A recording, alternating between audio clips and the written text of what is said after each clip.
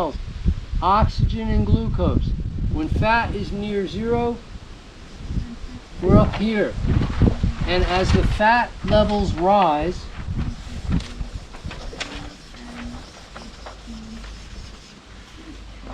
we're going from 100 to 0.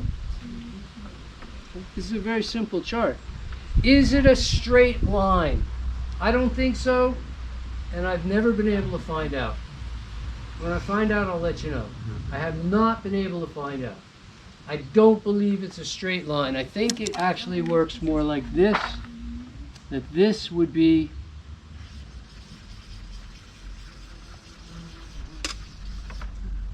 and it just falls off once you get close to a critical mass. Why do I think that? Because there's a whole bunch of other parameters that do the exact same thing in our blood.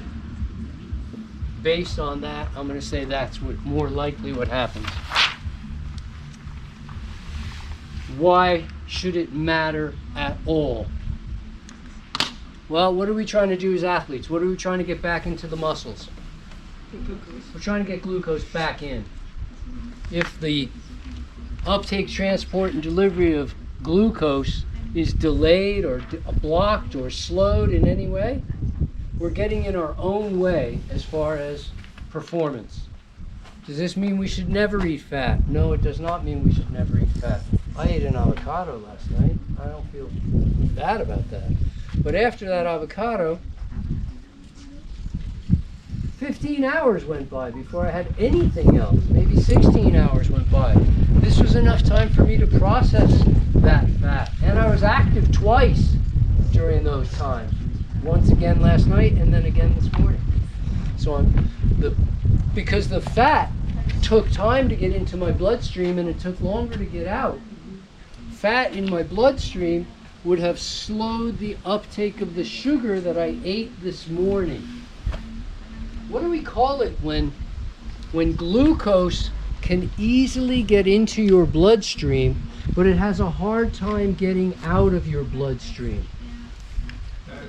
We call it diabetes. But heck, we don't want to blame the person, and so we tell them that they are genetically predisposed. Okay, they're genetically predisposed. Eat too much sugar. They eat too much sugar. They're afflicted. What? You want to get in this door? You're going to have to get through me. They're What do we blocked. call this person? They're blocked. Okay. Who takes glucose from the bloodstream into the cell? Insulin. Isn't that a lovely name? Lin. Right? It's in. It's letting things in. It's wonderfully named. So what do we tell the people who are, they're finding out they're having trouble with all this sugar? They're no, not insulin deficient. Insulin resistant. There's something wrong with you. You're insulin resistant. We don't have a clue why your insulin isn't transporting the glucose. We don't have a clue why, because we didn't read our own medical journal, which said in 1959 that as you increase the amount of fat in your diet, you make it increasingly difficult for glucose to get out of the bloodstream and to the cell. We block insulin function with fat. You take a type 1 diabetic, put them on a fatty diet, they need 100 units of insulin. You put them on a low-fat diet, they need 20 units of insulin. This is a big difference for a person who makes no insulin at all. We can really see it on that person, but we can see it on all of us too. For the athlete to be able to perform, they've got to get glucose into the cell.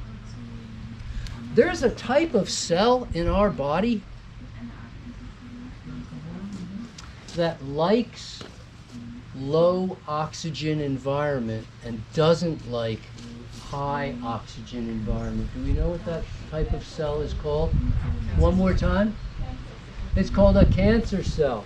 Cancer cells do not like high oxygen environments to the degree that in many places we will put patients with cancer into a hyperbaric chamber and flood it with oxygen to try to force oxygen into their tissues as a therapy for cancer. And that floods their body with oxygen for 15 minutes out of the day. Then they come back out here, and then within 5 minutes they're back to normal for the other 23 hours and 45 minutes. And what happens to the delivery of oxygen on a high-fat diet? Oxygen isn't getting to the cells. It's not getting to the tissues. We're setting the stage for cancer by eating a high-fat diet. We're begging for cancer. Please give me cancer. Let me have some more high-fat foods. More. Does it mean I won't eat a nut or a seed? Of course I'll eat nuts or seeds. And avocados too. And fatty fruits. But I have fruit for breakfast, and I have fruit for lunch, and I have fruit before my dinner, salad. And on that salad I had some fat. At that point in the course of a 3,000 calorie day, I had 2 or 3 or 400 calories worth of fat. Somewhere around 10% of my calories coming from fat. That's fine. Body can handle that just fine. There are physiologists who say that in the absence of fat, the body needs no insulin to transport glucose. But nobody's been able to do that because we can't get a bloodstream with no fat. There is no such thing. There's always a little.